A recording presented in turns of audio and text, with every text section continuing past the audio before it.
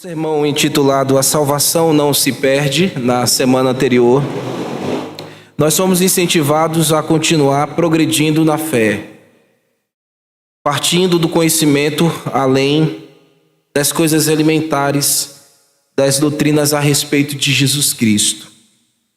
E o autor nos falou que já devemos, a certa altura, dominar alguns assuntos rudimentares do Evangelho. Você que está aqui precisa ter essa consciência. E não devemos ficar retidos apenas no que seja primário ou basicamente fundamental. A gente chega nessa fase e dessa fase nós precisamos prosseguir. Por assim dizer, devemos progredir à maturidade. Então o autor aos Hebreus, ele deu... A gente vai precisar mesmo, irmãos, fazer logo a nossa reforma geral para depois a gente fechar essa porta, porque sempre tem esse incômodo, né? A gente mora em uma via aqui muito movimentada. A gente está aqui, né? Na verdade, uma via movimentada e a gente tem esse infortúnio aí de muita zoada, às vezes, impedir. A gente precisa progredir para terminar essa obra do templo, a gente fechar as portas, botar ar-condicionado e a gente não ter que ficar sendo interferidos por essas instituições externos. Isso atrapalha, sabia? Vale demais, vocês que estão ouvindo e a mim que estou comunicando a palavra. Então nós não podemos ficar retido apenas no que seja primário, eu estava falando. Então o autor deu algumas razões básicas. E ele falou que nós já devíamos dominar assuntos sobre o arrependimento de obras mortais, questões de batismos e de imposições de mãos, sobre a ressurreição dos mortos e o juízo eterno. Eu trabalhei aqui no sermão passado de forma meticulosa. A gente explicou direitinho cada peculiaridade desses pontos que o autor aos Hebreus falou, comunicou aos nossos irmãos, e ele mesmo disse que se ele só iria voltar a este assunto caso Deus o permitisse que ele voltasse a falar, porque o desejo dele era progredir, prosseguir com seus irmãos a conhecer coisas, elementos mais profundos, nuances mais profundos a respeito da natureza de Cristo, da sua obra, do seu ato salvífico em aqueles que creem. Porque esse é o objetivo, irmãos, de nós que nos reunimos semanalmente aqui. Progredir na fé, crescer na fé, e o autor sagrado tem esse mesmo pensamento. Os irmãos precisam de informações mais robustas para desenvolver na fé. Lembra que há sermões passados também, antes deste último sermão, ele falou do leite. Irmãos que ainda estão acostumados a tomarem leite e deveriam já progredir para a maturidade.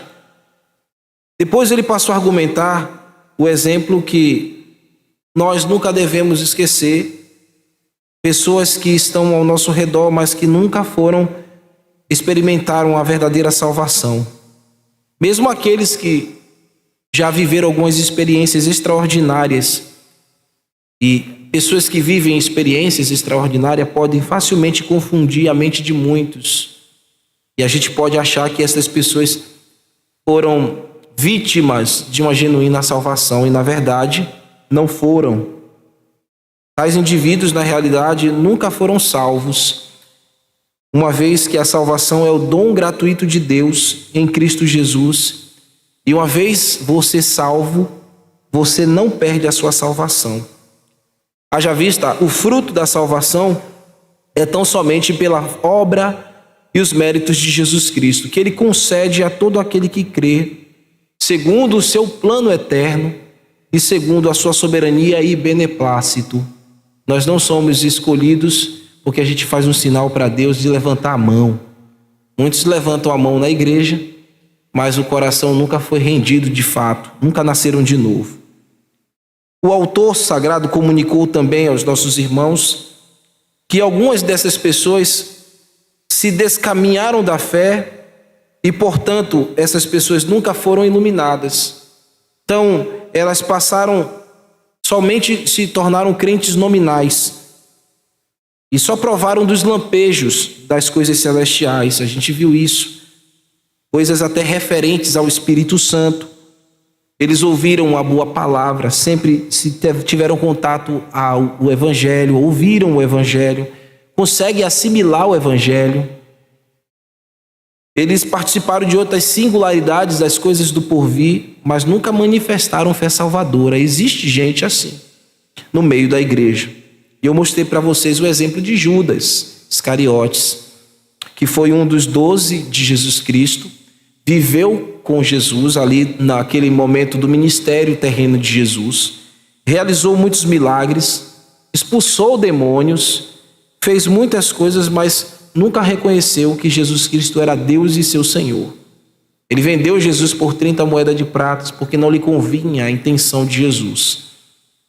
E cumpriu-se nele aquilo que a Escritura dizia. Ele era o filho da perdição desde o início. O autor também usou a metáfora naquele sermão, mostrando para a gente que aquele que de fato é salvo, ele produz erva útil. Porque a bênção de Deus está sobre aqueles que de fato são salvos. Eles receberam a dádiva de Deus. Você salvo, redimido, você recebeu a dádiva da salvação e você frutifica como um salvo frutifica. Enquanto que aquele que é apenas um crente nominal também frutifica.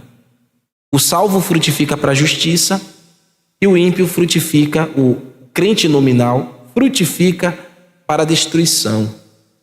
O autor falou que eles produzem espinhos e abrolhos.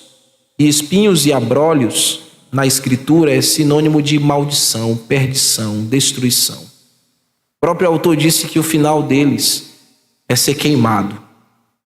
Então ninguém que esteja na ambiência da igreja e de fato não for de verdade convertido, experimentará as verdadeiras dádivas divinas.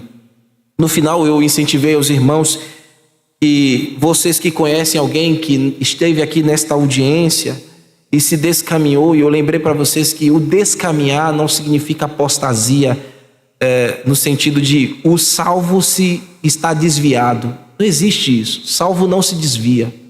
Ah, meu marido, meu filho, ele é salvo, um dia vai voltar. Não, não é salvo. A gente tem que encarar a realidade. Quem não está no nosso meio, quem não permaneceu em nosso meio, é como João falou lá em sua epístola, eles nunca na verdade eram dos nossos. E eu incentivei aos irmãos a orarem pelos seus cônjuges, orarem pelos seus filhos, orarem por amigos que vocês tiveram e viveram com vocês, muitas vezes cresceram com vocês aqui na igreja, mas revelaram que nunca eram convencidos pelo Espírito Santo, nunca foram convencidos pelo Espírito Santo. Então, nosso desejo, nosso intento deve ser evangelizá-los. Eles precisam ser evangelizados. Eles precisam ouvir o evangelho de Jesus. Às vezes é o seu filho que cresceu aqui na igreja, mas não está mais aqui. Ele precisa ser evangelizado. Você precisa evangelizá-lo. É o seu marido, é a sua esposa. Você precisa pregar para ele.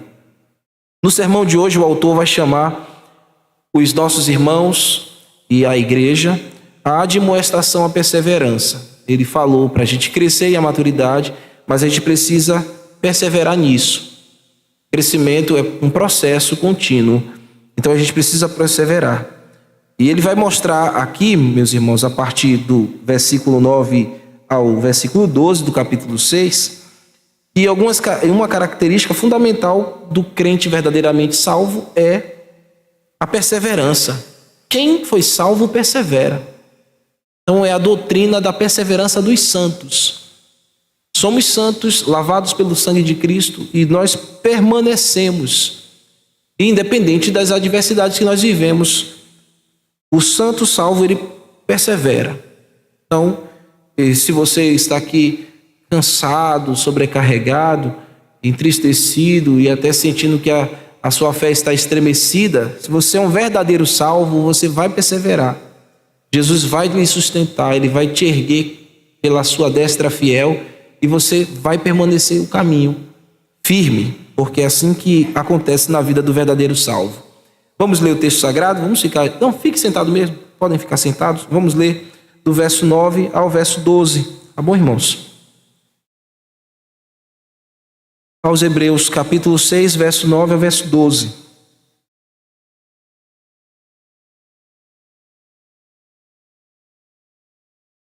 Quanto a vós outros, todavia, ó amados.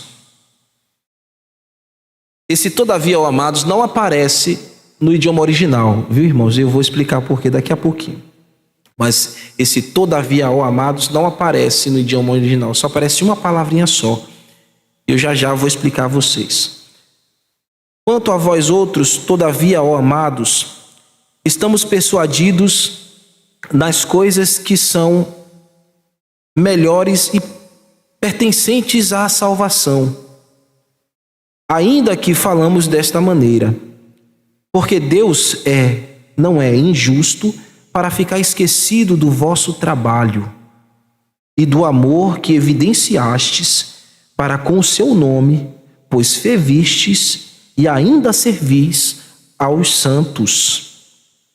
Desejamos, porém, continue cada um de vós mostrando até o fim a mesma diligência. Essa palavra é importantíssima aqui na nossa exposição. Diligência para a plena certeza da esperança, para que não vos torneis indolentes, mas imitadores daqueles que pela fé e pela longanimidade herdam as promessas. Senhor, obrigado pela tua palavra. Nós lemos o texto santo, inspirado pelo teu Santo Espírito, e toda vez, Senhor, que nós o abrimos e procuramos considerá-lo, que haja santo temor na congregação, porque é o Senhor falando conosco. Nós te agradecemos porque o Senhor nos deixou a tua revelação e não tem ninguém aqui, Senhor, que possa ir contra ela. Nós ouvimos e nos curvamos diante da tua palavra. Toda vez que abrimos as Escrituras aqui, estamos dizendo ao Senhor que aceitamos a tua correção, a tua direção e que queremos ser mudados, Senhor. E queremos que a nossa vida seja pautada sobre o que está aqui revelado. Obrigado porque o Senhor nos deixou a regra de fé e prática. Conduz, Senhor, a mim na exposição da tua palavra e fale aos meus amados irmãos com clareza e que haja edificação para a glória do nome de Jesus. E o teu povo, ao final da exposição, possa compreender que a perseverança é o caminho de todo o salvo e redimido. No nome de Cristo, oramos já agradecidos. Amém. Amém. Então vamos, queridos. O verso 9 é a certificação que o autor sagrado, nós não sabemos o nome dele, alguns chamam de Paulo, outros chamam até de Apolo, até mencionam esse intento, mas a gente não tem como dizer quem de fato é. Eu tenho usado muito a expressão aqui, autor sagrado, e ele está certificando o que ele havia dito no capítulo, no versículo anterior, nos versículos anteriores, no parágrafo anterior. Os parágrafos, os versículos são do versículo 4 ao versículo 8. Então, a partir de aqui, é uma certificação, porque ali, nos versículos 4 e 8, ele tomou tempo para falar daqueles que não eram verdadeiramente salvos. Quando ele estava falando que era impossível que alguém iluminado, que gozou dos benefícios do mundo vindouro, até das coisas do Espírito Santo, e decaíssem, ou fossem descaminhados, e fossem renovados ao arrependimento. Ele estava falando ali, especificamente, de crentes nominais, não eram salvos. E agora ele vai fazer o contraponto, quando ele diz, olhem no texto aí, quanto a vós outros. Em outros termos, seria, eu estou me referindo a partir de agora a vocês que são salvos, não aquela classe de indivíduos que foram considerados como crentes nominais. E ele corrobora essa ideia aqui, irmãos, usando um adjetivo na forma vocativa no grego. Quando uma palavra no grego aparece nessa forma vocativa, Evidentemente, nem todos dominam essa questão, mas é o meu papel como pastor, ensinando a vocês, é cavar essas coisas e trazer mastigado para vocês. Quando uma palavra aparece na forma vocativa, no idioma do Novo Testamento, quando o Espírito Santo inspirou o autor a escrever e ele registrou na forma vocativa, não foi porque ele simplesmente quis, mas porque o Espírito Santo o induziu a fazê-lo. Ele pegou a palavrinha agapetoi, que vem da derivação de ágape ou amor, e a gente tem na tradução aqui, é um adjetivo no grego, amados. E toda vez que essa palavra vem no vocativo, ela está exprimindo o sentimento de apelo. O autor está apelando algo, ou ele está chamando a atenção e apelando a algo. Então, o termo agapetoi, ou amados, identifica estes vós outros como aqueles que foram objetos do fidedigno amor de Deus. Ele está apelando isso. Sabe, Adriele? Eu estou apelando a vocês agora, que são alvos do fidedigno amor de Deus. E estes são os salvos. O intento desta expressão aqui na ARA, na Almeida Revista e Atualizada, que a gente tem em mãos, e eu acabei lendo esta versão, você tem agapetoi na expressão todavia, ó amados. Eu não disse a vocês que isso não tem no idioma original? A língua portuguesa e outras línguas têm a sua pobreza nesse sentido. Olha como uma palavrinha só no grego carrega tanta importância. Então, para trazer o sentido, foi preciso colocar aqui uma adversativa e uma interjeição, seguido de um verbo, né? Que no caso, amar para a gente é verbo. Então, todavia, é uma adversativa que está dizendo, eu não estou falando mais agora com os ímpios, eu estou falando com os crentes. Ó, amados, ó o sentimento. Interjeição na nossa língua é sentimento, é expressão, é emoção. Então o autor está dizendo, eu estou aqui me dedicando com emoção, com apelo, com sentimento, para que vocês se vejam que vocês são salvos e amados por Deus, que o Senhor pagou o preço por vocês, Ele salvou vocês. E ele se inclui dizendo, acompanhe a leitura, o fluxo do texto. Estamos persuadidos das coisas que são melhores e pertencentes à salvação. Tanto o autor como os seus irmãos foram convencidos. Um salvo é alguém convencido por Deus. Essa é a ideia da expressão persuadido. Nós fomos convencidos das coisas mais excelentes, das coisas apropriadas à salvação. Então, seja você pequeno ou mais experiente, uma vez que a salvação de Cristo brilhou, raiou o seu coração, você foi convencido das coisas excelentes que são pertencentes aos salvos. Um salvo em Cristo está persuadido, está convencido. Então ele não se inclina para outro caminho. Ele não é ludibriado. Ele vê a heresia, ele foge dela. Ele vê um movimento estranho, ele não aceita aquilo, porque ele está convencido, persuadido pelo Espírito Santo das coisas que são melhores. Ele segue para as coisas que são pertencentes à salvação. E o que são estas coisas pertencentes à salvação? São muitas coisas, irmãos. Mas eu quero apenas citar algumas delas que são importantes para o nosso convívio. Coisas melhores ou pertencentes à salvação, seja então o nosso crescimento espiritual. Crescer espiritualmente é algo concernente aos salvos. Você que é salvo deve crescer espiritualmente. Outra coisa, desenvolver-se no amor aos seus irmãos. O verdadeiro salvo ama o irmão. Não tem o irmão como inimigo. Não tem o irmão como adversário. Ele cresce espiritualmente e ele se desenvolve no amor com os seus irmãos.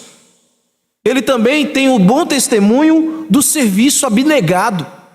você serve os irmãos, as questões espirituais, é um serviço abnegado, você não está esperando nada em troca, você faz porque você ama, porque você cresceu, e você tem uma fé viva. Outra coisa, esta fé é viva, sabe, Dominice? É viva, é operante, ela não é instável, ela é sólida.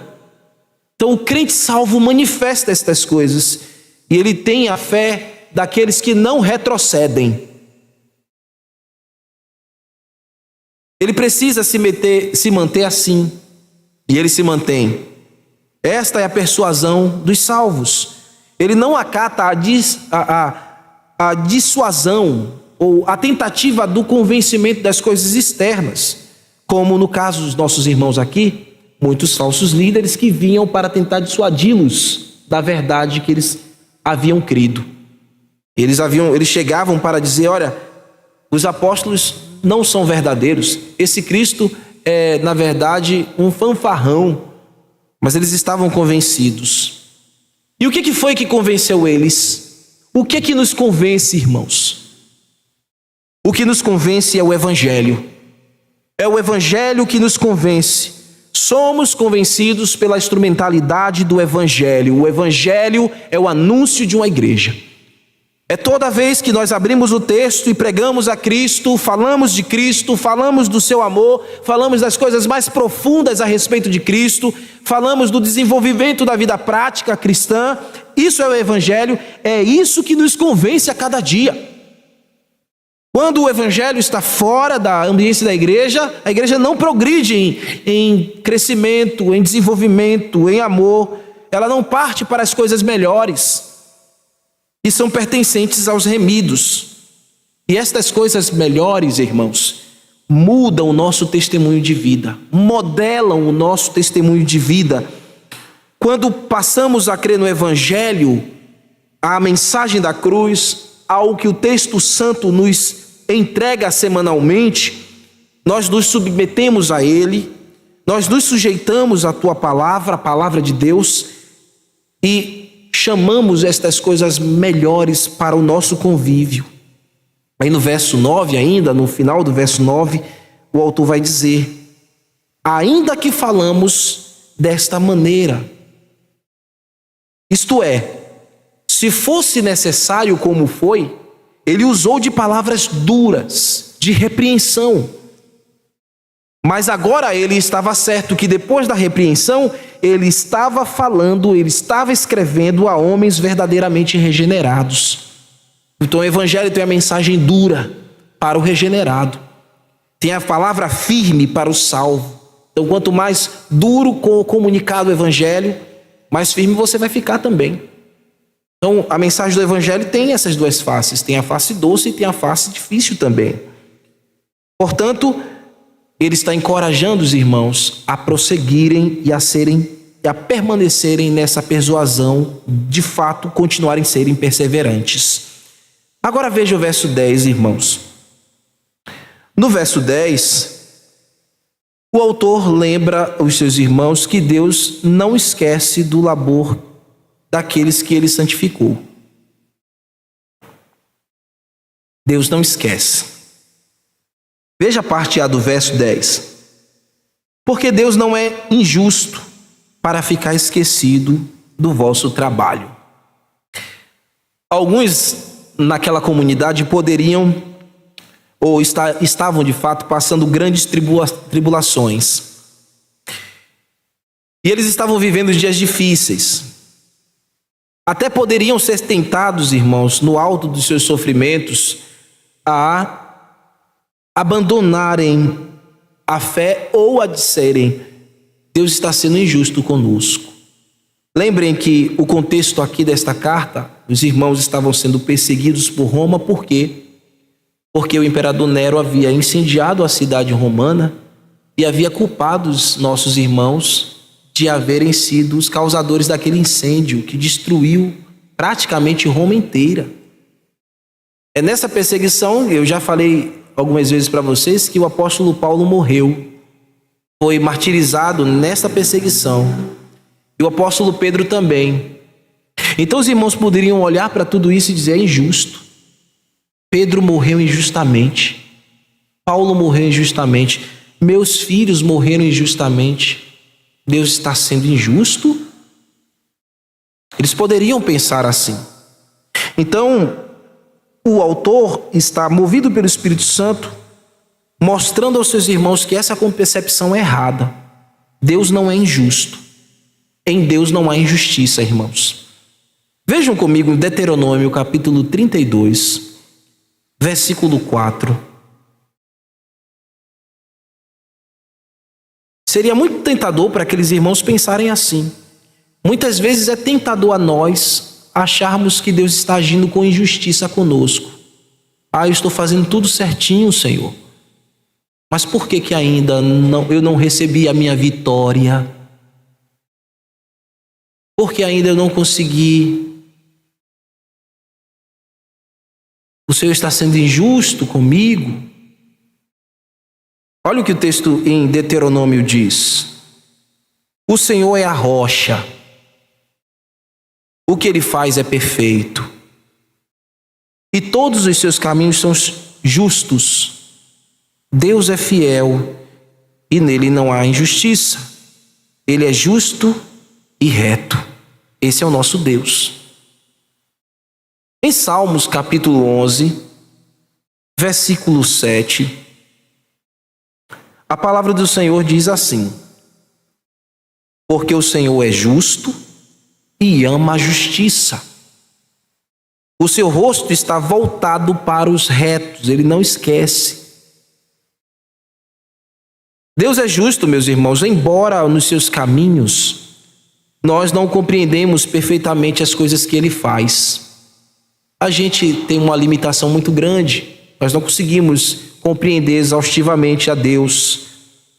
Ademais, independente das coisas que Ele faz, das nossas categorias em entendê-la, Deus permanece justo. Seu caráter é santo. Ele é essencialmente justo. Ele é justiça, é o seu valor, é a sua essência. Ele não muda. E estas coisas em nossas vidas, mesmo que a gente não compreenda, o final é glorificar o nome dele. A nossa vida está no percurso daqueles que seguem os desígnios de Deus e que no final dele é glorificado. Então não pense e não duvide por um momento que Deus esteja sendo injusto com você, que você está sendo perseguido ou que alguma coisa está acontecendo e Deus te esqueceu. Mesmo que a fornalha da tua vida esteja bem alta, mesmo que as coisas sejam bem difíceis, Deus é fiel. Deus continua sendo justo e bom. Ele não muda. Espero que você creia nisso de todo o seu coração. Espero que na hora da sua dor e na hora da sua crise ou agonia, você lembre sempre disso. Deus é bom, fiel e justo. Eu não entendo agora, mas eu me rendo à sua vontade e vou cumpri-la, Senhor, mesmo que me custe coisas difíceis demais. O autor também, ele fez questão de dizer que Deus não passa desapercebido de nada. Deus não se esquece de nada que nós fazemos em prol do seu reino.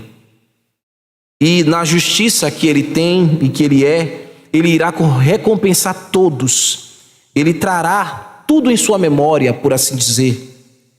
Então, usando essa metáfora aqui da mente de Deus, Deus em sua mente não é comparado à nossa mente humana.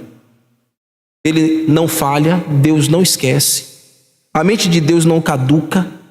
Deus não sofre de amnésia, ele não tem nenhuma síndrome de perda de memória recente. Deus sabe de tudo, lembra de tudo perfeitamente. Nada passa desapercebido, tudo que você faz, tudo que você está servindo. E o autor destaca no texto do amor de que evidenciastes. Esta é a forma do serviço dos irmãos. O amor que evidenciastes para com o seu nome.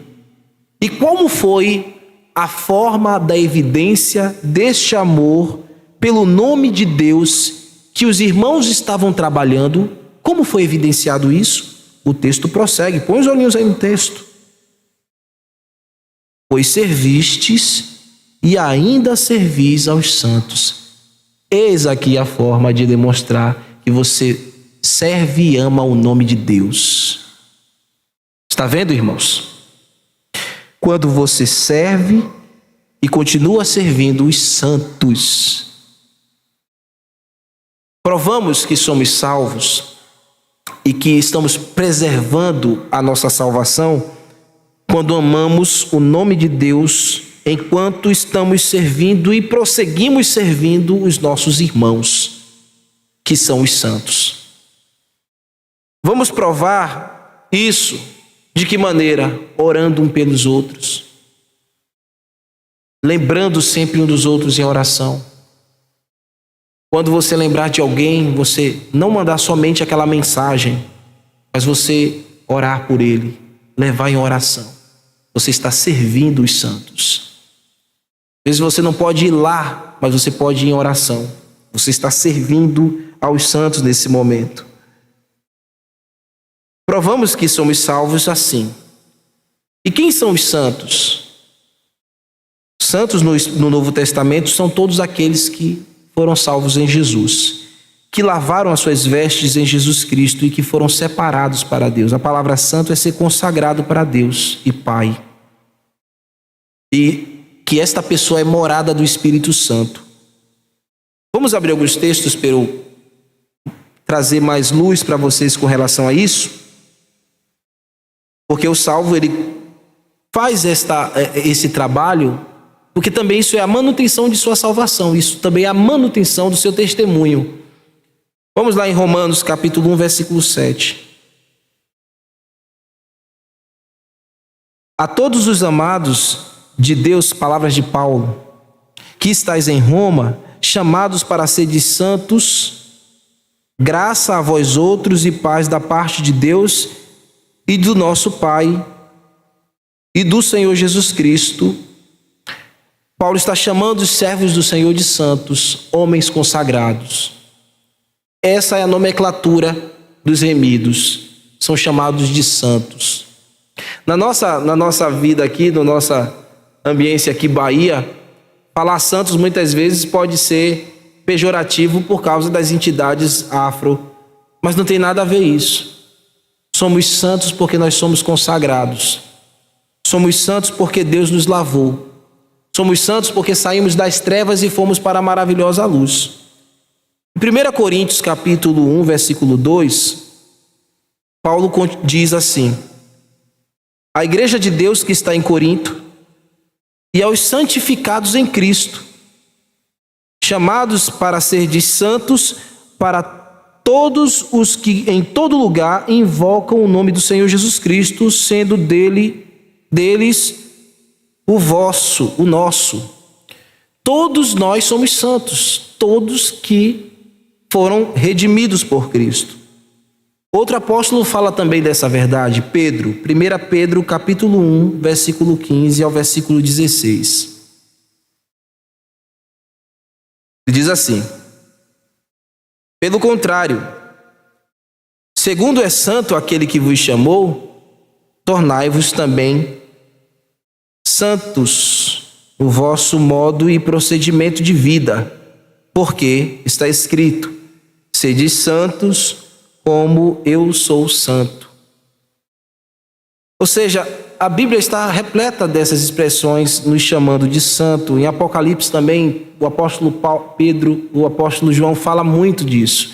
Chama os cristãos de santo o tempo inteiro. E lá no capítulo 14, versículo 12 de Apocalipse, João disse assim: aquele que está na perseverança dos santos, os que guardam os mandamentos de Deus e a fé em Jesus Cristo. Os santos perseveram, irmãos. Então Deus não se esquece. Deus não esquece do seu trabalho em que você está imbuído, das coisas pertencentes à salvação que você está integrado. Deus retribuirá o trabalho de cada um aqui e recompensará cada um aqui enquanto estiverem servindo os santos. Não esqueça que é um mandamento do Senhor você ter o testemunho de cuidar dos servos do Senhor. Existe um outro texto em 1 Coríntios capítulo 15, versículo 58, que é conhecido de todos, que Paulo diz assim: portanto, meus amados irmãos, sejam fortes e firmes, sejam constantes, trabalhem sempre na obra do Senhor com entusiasmo, pois vocês sabem que nada do que fazem para o Senhor é inútil. Deus recompensa, nada passa desapercebido diante de Deus.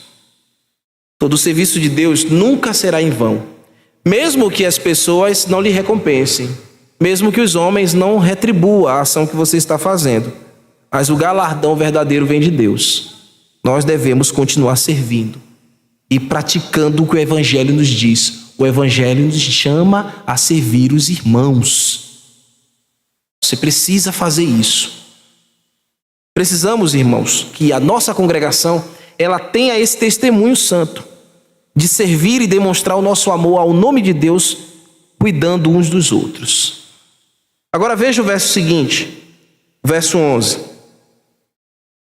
O autor está incentivando os seus irmãos a continuarem prosseguindo no testemunho do trabalho e do amor do serviço aos santos. Ele está agora incentivando a desenvolver isso. Desejamos, porém, continue cada um de vós demonstrando até o fim a mesma diligência. O anelo do coração do servo de Deus que está comunicando essa verdade aos seus irmãos, o anelo do autor bíblico, isso ele verbaliza com a palavra desejar. Eu estou desejando, eu estou anelando isso. Que vocês não esmoreçam e que continuem com firmeza até o fim. E você tem que ter esse testemunho quando você nasceu na fé, até o dia em que você concluir a sua vocação. É a nossa expressão, irmãos, de como nós somos salvos. Temos que preservar esse testemunho, e isso até o fim. E ele usa a expressão diligência, e eu falei para vocês que é uma palavra-chave na exposição. Ele nos chama a ser diligentes. Diligente corresponde aqui a empenho. Precisamos fazer isso com todo o empenho. Cuidar um dos outros é empenhar-se. Amar a Deus cuidando uns dos outros precisa de dedicação, é empenho com sinceridade. Não é uma coisa casual, irmãos. É um empenho, é uma aplicação. Viver desempenhando o serviço do amor a Deus, guardando os servos uns aos outros, se guardando. O Evangelho da Salvação tem esta marca, tem este marco. E nós que fomos alcançados por Deus, nós devemos ter esse testemunho até o fim, até que a nossa vocação seja concluída, até que Deus te leve, ou até que Ele volte. E assim que devemos seguir a nossa trajetória de fé, com diligência. A diligência aqui, no contexto, é empenhar-se em cuidar uns dos outros, empenhar-se em amar uns aos outros, nos empenhando as melhores coisas. Amar uns aos outros é uma evidência das melhores coisas que pertencem à salvação. E no contexto que os nossos irmãos estavam vivendo, era muito fácil retrocederem ou cederem à tentação da negligência. Como eu estava dizendo, eles poderiam pensar, como o autor estava mostrando, que Deus era injusto. Então, para que eu vou ser diligente? Para que eu vou mostrar cuidado e amor? Para que eu vou proteger? Olha como tem sido a crueldade, olha como Roma tem sido tão cruel conosco, olha como ele tem sido tão atroz conosco e nos matado de forma injusta. Às vezes, os falsos líderes se levantavam para também dizer isso e desmotivar os seus irmãos. Mas o autor está chamando os cristãos a olharem para a frente e prosseguirem firmes no desempenho da sinceridade, do amor, do serviço aos santos e prosseguirem nisso diligentemente. Você precisa fazer isso com diligência, porque é responsabilidade. Isso mostra que você é um servo bom e fiel. Empenhando-se com sinceridade no amor a Deus, no serviço aos santos e prosseguindo diligentemente nisso, as coisas, além das coisas elementares. E o texto prossegue dizendo, para quê? Para a plena certeza da esperança. Nós praticamos essa diligência para este fim. Ou seja, é a convicção da fé. Nós fazemos porque estamos convictos de que somos salvos, de que temos o testemunho de Jesus Cristo, de que herdamos a salvação, de que pertencemos a ela. O crente verdadeiro exercita isso. Ele tem plena certeza, plena resolução interna a despeito de qualquer coisa. O salvo remido considera e ele garante isso, ele se esforça por isso, e nenhuma de suas obras ele entende que será esquecida nesse sentido. Isso é fruto da graça, isso é misericórdia que Deus nos outorgou. Ele sabe que o que lhe espera, a recompensa nos céus, na glória, onde ele abraçará aquele que perdoou seus pecados e que o motivou a ter esse testemunho aqui enquanto ele viveu, enquanto ele vai tecendo esta vida, enquanto ele vai vivendo e se movendo na misericórdia, na graça, no amor, no perdão mútuo um com os outros. Isto é o auge da vida cristã. Quando você consegue realizar isso de maneira diligente, e isso é permanente em você. Isso também é a âncora do nosso coração, meus irmãos, porque firmado nessa convicção, mesmo com dores invisíveis, mesmo com dificuldades que nós atravessamos, mesmo suportando todas essas coisas, permanecemos fincados nisso e progredimos assim, porque esse deve ser o nosso testemunho de vida. Deve ser o testemunho da nossa fé. O Espírito Santo não apenas estava provocando isso aos seus irmãos, está falando conosco também. Diligência da vida cristã, no trato uns com os outros, onde cada irmão desta comunidade pode prosseguir resiliente, desenvolvendo com diligência a sua salvação no amor mútuo. Abram comigo também Filipenses, capítulo 2, verso 12 ao verso 18. Eu penso que esse texto aqui é muito apropriado para a nossa aplicação. Paulo diz assim: quando eu estava aí, meus amados, vocês sempre seguiram minhas instruções. Agora que eu estou longe, e ainda mais importante que o façam.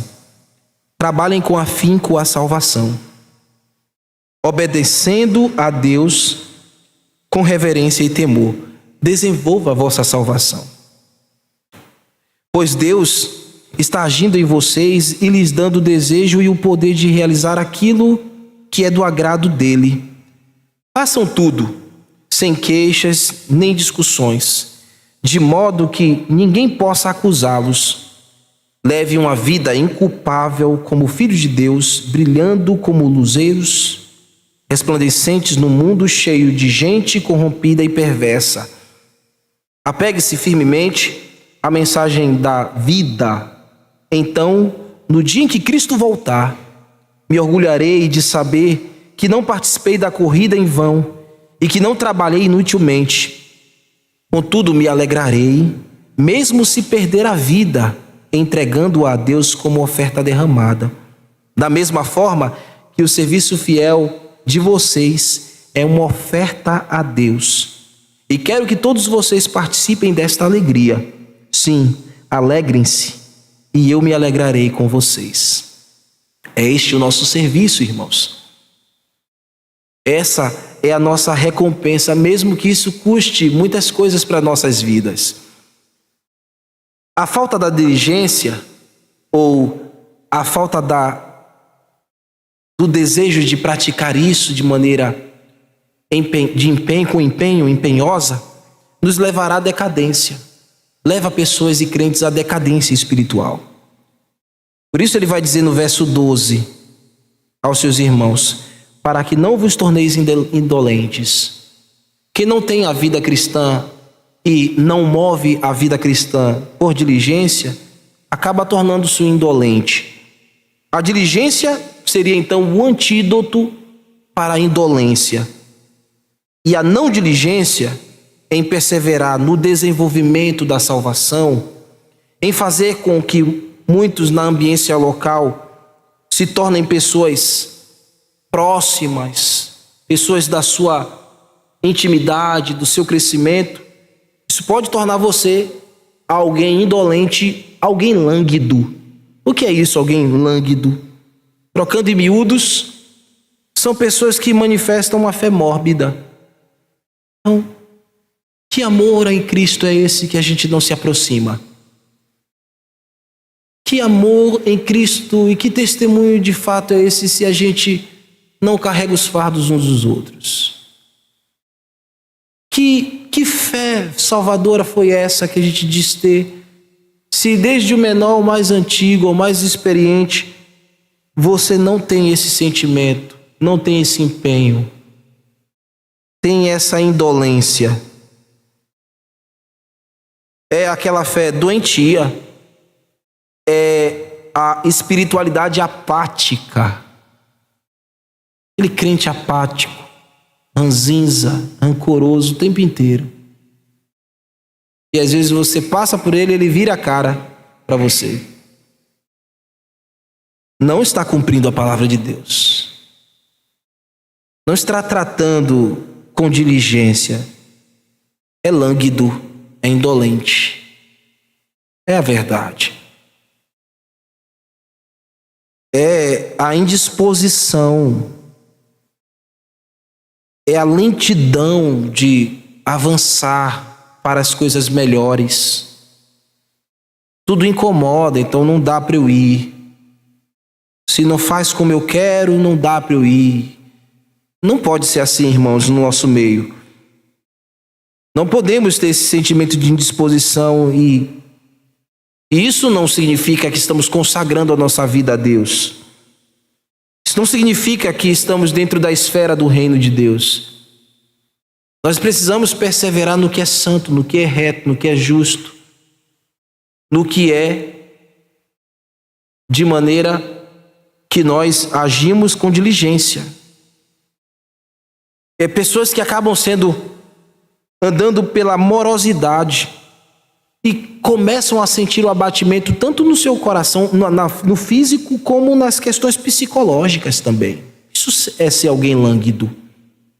Está tão desassociado da comunhão, está tão afastado da ambiência da fé, de compartilhar as suas lutas e as suas dores, que ela acaba ficando tão sozinha e tão sozinho que passa a ser alguém que está andando em morosidade, que está andando abatido fisicamente e psicologicamente. Vai se esfriando, vai se achando indiferente. As suas emoções começam a ficar destroçadas. Você começa a passar na vida aquelas emoções em frangalhos. Isso que significa indolente aqui. Se nós não incorrermos para a perseverança das coisas que são concernentes às coisas melhores da salvação, desenvolver a nossa fé, desenvolver a nossa salvação e procedermos assim, podemos incorrer nessa indolência. Podemos nos tornar pessoas assim. Nós não podemos incorrer a isso. Se a diligência nos faz correr para a prontidão, porque diligência também aqui no original tem esse sentido de velocidade, rapidez. Se ela em bom sentido nos leva a ter uma vida vigorosa, apressada no sentido da urgência, do aperfeiçoamento da fé e do nosso crescimento, a indolência segue o sentido contrário. Ela é abjeta. Ela é ignóbil. É frieza, é desânimo, é fraqueza, é fé inoperante. É podendo estar apenas no discurso verbal e muita gente dizendo até, eu não tenho nem a certeza de que sou salvo. Isso tudo aqui abarca na indolência de muitos na ambiência de uma igreja. E para aqueles que poderiam estar naquele momento, em exato instante, à semelhança desses predicativos que eu estou dizendo, dos predicativos de indolência, o conselho é trilhar o caminho da diligência. Ele vai dizer, ainda do verso 12, seguindo aqui depois da adversativa mas é como uma virada da chave, né? É como uma virada da perspectiva. Põe os olhinhos no texto. Mas imitadores daqueles que pela fé e pela longanimidade herdam a promessa. O autor está dizendo que nós devemos incorrer para isso, fugir da indolência, viver a vida com diligência, imitando a fé daqueles que caminham com longanimidade. Ele estava dizendo aos seus irmãos: olhem para aqueles que estão tendo uma vida diligente e imite eles. Então, se há alguém aqui no nosso meio que está com estes sentimentos, de alguma forma, irmão, você precisa olhar para aquele que está vivendo diligentemente e acompanhar o seu ritmo, imitá-lo. Ou seja, de forma longânima, com paciência, com tolerância, suportando. Longanimidade aqui comunica que a fé não é fácil, mas é praticável. Ela desenvolve, porque é uma responsabilidade nossa, é algo íntimo, pessoal, é uma perspectiva de comportamento, de decisão, requer aplicação, paciência, perseverança. Nós precisamos disso, porque os remidos manifestam este ânimo diligente, uma vez porque foram e herdaram a salvação. Copiem aqueles que vivem de maneira diligente. Veja aí, meus amados. Abram em 1 Coríntios capítulo 11, versículo 1.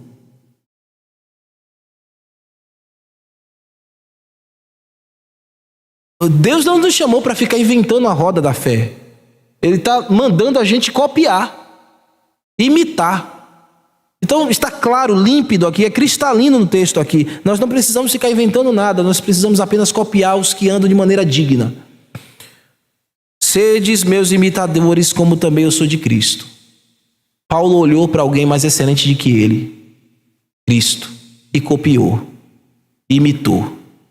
E ele diz: imitem a fé que eu pratico, porque esta fé procede de Cristo. Em Efésios capítulo 5, versículo 1 e 2, ele disse: sedes, pois, imitadores de Deus, como filhos amados, e andai no amor, como também Cristo nos amou, e a si mesmo entregou-se a si por nós, como oferta e sacrifício a Deus em aroma suave. Imitem a Cristo no amor. Aqui mesmo na carta aos Hebreus, a gente ainda vai chegar lá, mas no capítulo 13, no versículo 7, o autor fala: lembrai-vos dos vossos guias, os quais vos pregam a palavra de Deus, e considerando atentamente o fim de sua vida, imite a fé que tiveram. A indolência faz com que muitos desprezem essas verdades, mas o diligente imita a fé daqueles que estão caminhando e progredindo em Deus. Olhem, meus irmãos, a vida espiritual com diligência. E sejam perseverantes e desenvolva a vossa salvação, porque essa é a vontade de Cristo. Permaneçam ancorados na convicção da esperança da vida eterna, a qual você possuiu tão somente pela graça de Deus. Porque o Senhor lhe sustenta até aqui. Viva sem acusação, viva sem duvidar, viva porque até o final da tua jornada você será recebido no lar celeste. Você será recebido no céu de glória, mas enquanto você estiver aqui vivendo, seja diligente. Seja alguém que permanece na persuasão do Evangelho. Que o Senhor aplique, meus irmãos, a palavra dele em vossos corações e nos dê esse testemunho de vida em nossa comunidade. Vamos ficar de pé e vamos orar ao Deus em agradecimento.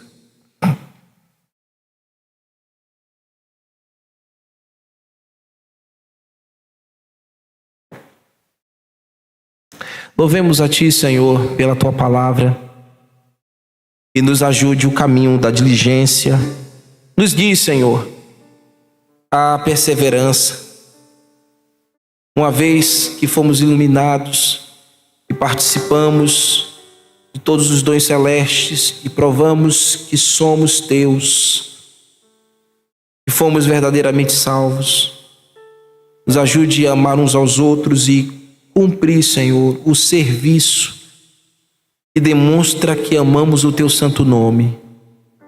É servir uns aos outros e continuar servindo. Dá-nos também, ó Deus, o livramento da indolência, Não permita que andemos pelo caminho lânguido. Sara, meu Deus, nossas relações. Ajuda-nos a ter fé, a cumprir, a crescer e a progredir. Alcança, meu Deus, cada um irmão aqui no seu desafio, na avaliação interior que nós fazemos ao ouvir a Tua palavra. Porque é ela que age em persuasão conosco, que muda as nossas afeições e que nos conduz, Senhor, às coisas melhores pertencentes à salvação.